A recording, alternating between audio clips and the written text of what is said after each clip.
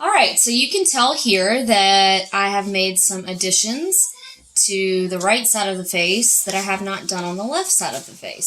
So I've added a cheekbone here, and I have added a brow bone right here. And you will be happy to know that the way to add these to your mask is going to just be through adding a coil. So let's look at how to do that. And please know, when you start this, it's going to look really awkward. Okay? And then you sort of have to like trim it down some. So this is going to be my cheekbone. Okay? And I'm just rolling out a coil. You guys know how to do this. It doesn't take any time to roll out a coil, so if your first one you haven't done it in a while and you don't love it, you can redo it, okay? It also is good when you start rolling this, if you continue to roll on this end a little more than the other, it begins to taper, smaller to larger, and that just helps with this shape, okay? So that's, what you're going to be adding. It's thicker, but it's still kind of flat. And then once we add it on, we're actually going to be carving away some of it. So I already had one added on. Let me try to hold this up so you can see. And it's good too if you can hold it up and do this, simply because you can try to line it up. And I always want to work, and you too, you want to work with one that's too long. So back here, you'll end up just pinching this off in a second. You can probably flatten this even smaller, because remember, you don't want it to be too thick, because it will go boom into kiln. Okay. So then once you have it in place, just come back here and tear that off. There you go. Now, at first, like I said, this is going to look crazy. You're going to see mine look crazy. So, I'm using the back of my fingernail because my nails are long right now. Another thing you can use is your plastic knife. Just the very end of it. Just to very roughly get this attached. Don't expect when you start attaching this that, oh my gosh, instantly it looks perfect. Please don't think that, because this side over here probably took me 15 minutes, 20 minutes. And I've done this several times, so this should all look very rough at first. You're just trying to get it stuck on. That's all you're doing right now. So, very different than this side. So now we just have to work at this a little bit. One thing you want to do is you don't want this to be such a sharp drop off. This looks like a cliff almost, and you don't want that. So I'm pulling some of my clay off, because even though we didn't add that much, you actually don't even need what we added. But it's much, much better to have clay you need to take away than clay you need to somehow add back on. And then right here, I'm just going to smooth all that in. Take your time. Do not rush this. It's not a race. Kids, y'all, I know you're not kids, but you're my kids. You thinking we gotta be in a hurry. We don't. So we do want it to sort of taper down. And guys, that just takes time. It just takes working with your clay. It's not an immediate result. I feel like I have too much clay back here. Now, let me tell you something. What you don't know is before this video, I had done all of this and didn't like it. And my husband is a lovely critic. Right, babe? And he was like, listen, I think you need to redo this. So guess what? I redid it, and I like it better this way. So if you have to, I literally had to pull the cheekbones off, guys, and I redid it. If that is you too, welcome to the Cool Club, because I am the president of the Cool Club, and we'll be in it together. And once you have one on, you can really be comparing. Honestly, I'm kind of here for this. This is looking nice. This stuff up in here just a very light touch, either like you see me doing with the back of your fingernail, the very, very tip of your knife, very light. You can erase signs of construction is what we call that. You don't want someone to look at your work and go, oh, clearly they attached a coil right there. That's not what you want. And then the rest of this stuff we'll get with a sponge. So just make sure everything's kind of tapered.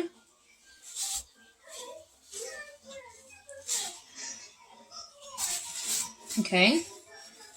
And then we'll take a sponge to all of this in a little bit. So now we're going to add on the other brow bone right here. And guess what? It's another coil. So from your wedged clay, and you can tell, look at my space. I have so many little pieces of clay here. I really got to get them picked up before they dry out. Why do I have so many little pieces? Because I had to redo it. All right, this coil is going to be thinner. And again, let me show you my handy dandy Kroger skull. See this right here? That's your brow bone. So if you feel your brow right now, which now I'm putting clay into my eyebrow, you got a bone there. So this coil, like I said, apologize for the dog in the background. You're going to roll it a little thinner. More like a normal coil, what we would use things for. And you don't need it as long. However, I don't know how long I want it, so. On the end, maybe do it a little more tapered, like that. So it's just a little thinner here and gets a tiny bit wider.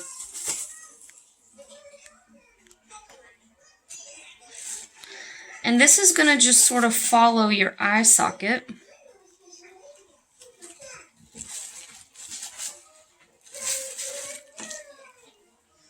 And I pulled that excess off. So I didn't go all the way over there.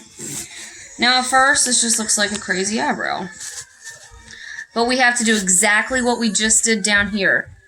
Smooth down the edge, just so you're getting attached to this other clay.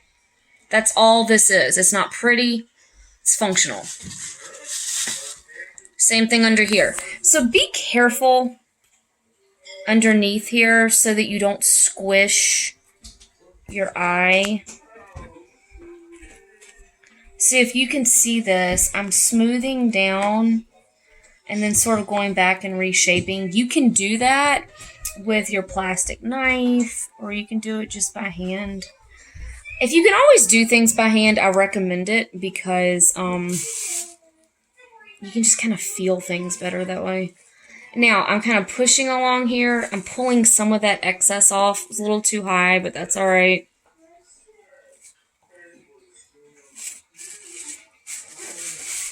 So this looks crazy. All right, so if yours looks like this, you're on the right road. Now we just have to make it pretty.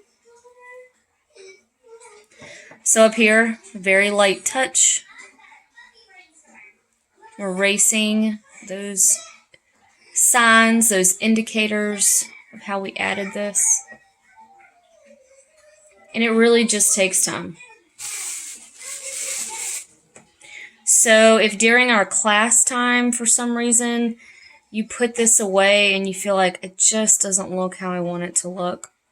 Nobody said you can't work on this outside of class time. If you're bored at night or something's on your mind and you don't feel like thinking about it, get out your clay. Work on it.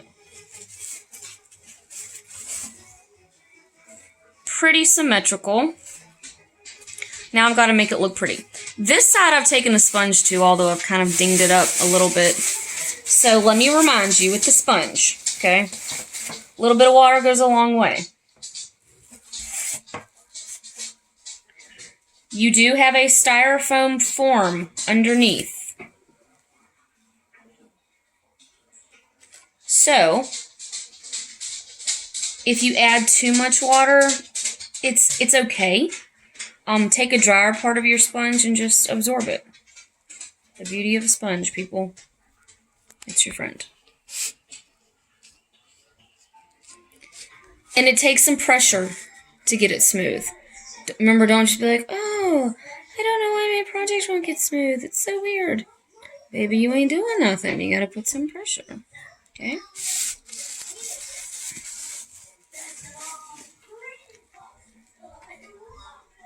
And then as you begin to do this, if you see some adjustments you need to make, you know, it's okay to do them. Look at it from all angles. Like, I really feel like this cheekbone is a little too high still. So I can take my plastic knife, just do a little at a time, and it's sort of like you're peeling an apple. Just carve some away. You got a lot of clay under there.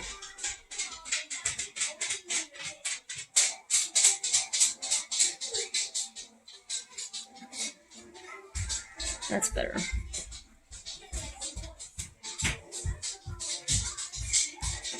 The biggest thing with this, guys, is I'm not there with you to, you know, look really close up in detail. I can tell from pictures. If you turn on your camera and show it to me, I can tell.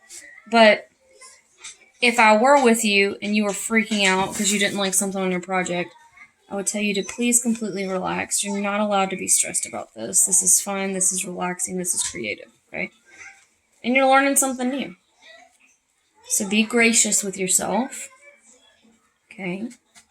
If you don't like something, if you feel like you screwed up, change it. Alright, so I'm going to spend some time now just smoothing this. This eyebrow needs to be smoothed a little more. Getting this part of it nice and smooth back out. Remember when you're adding water to it with your sponge, oh gosh, too much water. When you're adding water to it with your sponge, you're keeping it plastic and workable. And that's also another reason you need to do this. So I'll take a picture of this when I'm done smoothing it and it looks good. And I'll stick that in the PowerPoint, but not bad.